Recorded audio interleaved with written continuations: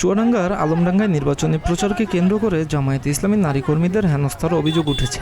এই ঘটনাকে কেন্দ্র করে জামায়াত ও বিএনপির সমর্থকদের মধ্যে সংঘর্ষে বেশ কয়েকজন আহত হয়েছেন। চুয়াডাঙ্গা ১ আসনের আলমডাঙ্গা উপজেলার খাদিমপুর ইউনিয়নের যুগরহুদা গ্রামে রবিবার বিকেলে দাঁড়িপাল্লা প্রতীকের পক্ষে ভোট চাইতে গেলে এ ঘটনা ঘটে।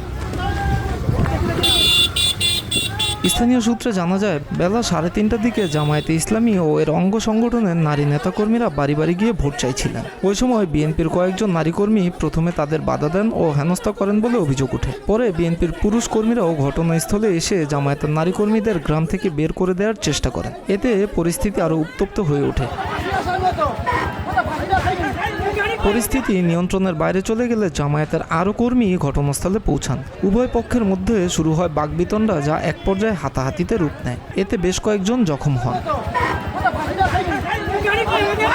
জামায়াতের নেতাকর্মীদের অভিযোগ, দাওয়াতি কার্যক্রমে অংশ নেওয়া নারী কর্মীদের সঙ্গে অসৌজন্যমূলক আচরণ ও মারধর করা হয়েছে। খবর পেয়ে পুলিশ ঘটনাস্থলে পৌঁছে পরিস্থিতি নিয়ন্ত্রণে আনে। এ বিষয়ে বিএনপির কোনো বক্তব্য পাওয়া যায়নি।